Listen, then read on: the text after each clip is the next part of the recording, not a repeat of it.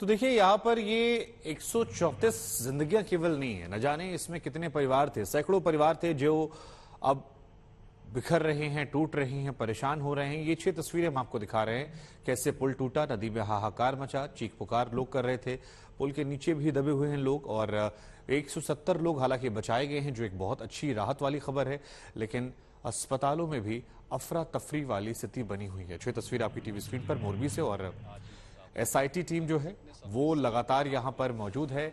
मेरे सहयोगी आशुतोष मेरे साथ बने हुए हैं। आशुतोष, ये कहा जा रहा है कि अज्ञात लोगों पर एफआईआर दर्ज की गई है। मरम्मत करने वाली एजेंसी, पुल का प्रबंधन करने वाली एजेंसी पर एफआईआर, लेकिन वो भी किसी का नाम लेकर नहीं, अज्ञात लोगों पर।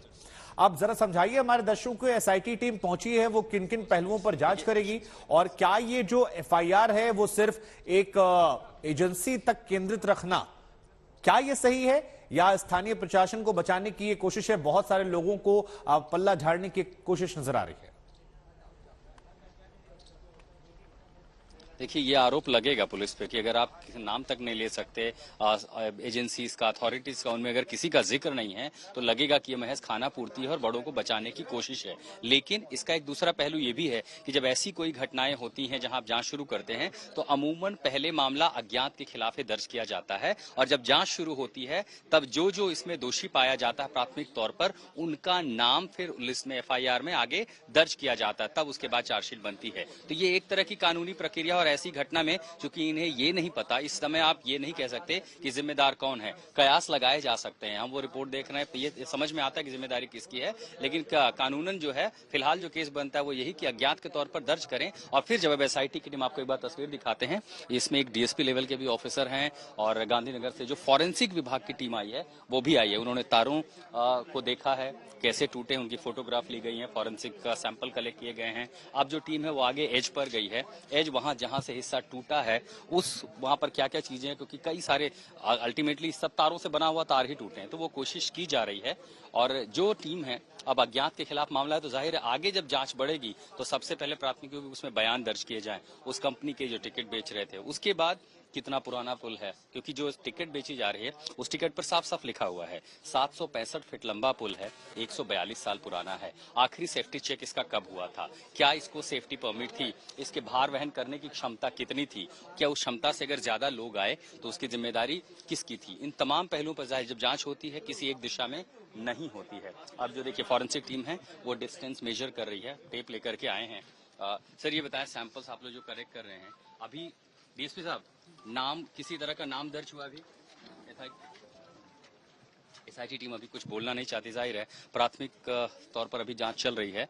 अब इसमें देखिए ये जो पैलेस है ये निजी संपत्ति है, इसके आगे जाने की अनुमति हमें भी नहीं है। लेकिन जो तार टूटा है, ये देखिए जो लटका हुआ तार है, इसका हिस्सा अंदर है। अब हवेली के अंदर हमें जाने की अनुमति नहीं है। अब एसआईटी की टीम अंदर गई है जांच करने के लिए, जाने दीजिए इनको भी।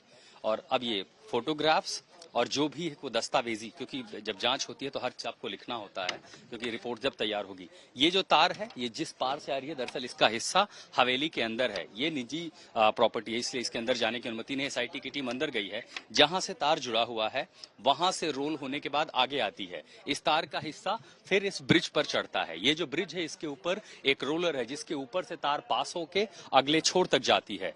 इस बड़े मोटे तार से फिर छोटे छोटे दूसरे तार, जिनकी जो विड्थ है, जो मोटाई है वो लगभग 1 से 1.5 इंच है, उनके सहारे लटकते हैं और फिर जो प्लेटफॉर्म होता है वो उन तारों से जुड़ा हुआ होता है। तो अब जब मोटा आपका सबसे बड़ा सपोर्ट है, देखिए नीचे के 1-2 तार टूटते तो ऐसी त्रासदी नहीं होती, कोई एक हिस्सा हल्का बेंड हो जाता, 10-12 लोग पानी में गिरते और शायद उनको बचाने के लिए और लोग कूद पड़ते। लेकिन जब आपका सपोर्ट है, आप समझिए कि रीढ़ की हड्डी है, अगर यही टूट गई तो आप खड़े ही नहीं हो सकते। इसीलिए वो तस्वीर कितनी भयावह दिखती है कि पुल टूटा और अचानक लोग गिरे, 1 सेकंड भी नहीं लगा, उनको संभलने का मौका ही नहीं मिला। हालांकि अब जब जांच शुरू हुई है, सबसे पहले जो अधिकारी थे वो नीचे गए थे, डेथ टोल क्योंकि पुलिस के पास वहां खड़े हैं उसको नोट करना, ये भी देखने संभावित रूप से कि जो लोग पहले हिस्सों में गिरे होंगे, जो कि बेहद छिछला है, मैं आपको ले चलने की कोशिश करता हूं, यहाँ तो पानी है ही नहीं, तो जो लोग गिरे होंगे वो सबसे पहले नीचे पूरा कंक्रीट है, पत्थर है, और इससे आप समझ सकते हैं कि जो नीचे होंगे उन्हें कितनी चोट आई होगी। तो जो घायल हैं उनका फिलहाल अस्पताल में इलाज चल रहा है। लेकिन जैसे ही आप 30 से 40 फीट और आगे जाते हैं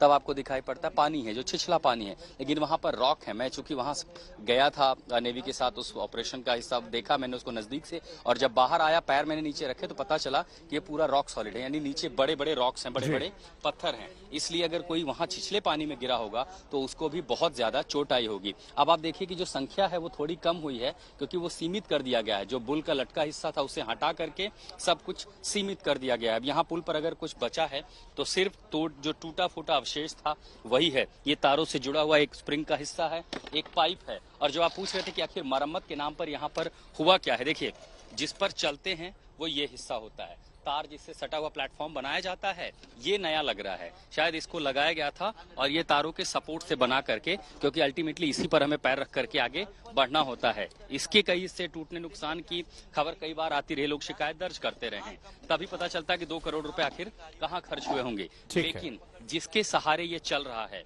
ये तार में देख के ये नहीं कह सकता कि ये 6 महीने में ही बनाया गया होगा। नुकसान भारी है। ये इस तरह के स्क्रू ड्राइवर टेढ़े हुए हैं, टूटे पड़े हैं, इससे पता चलता है नुकसान कितना बड़ा हुआ है।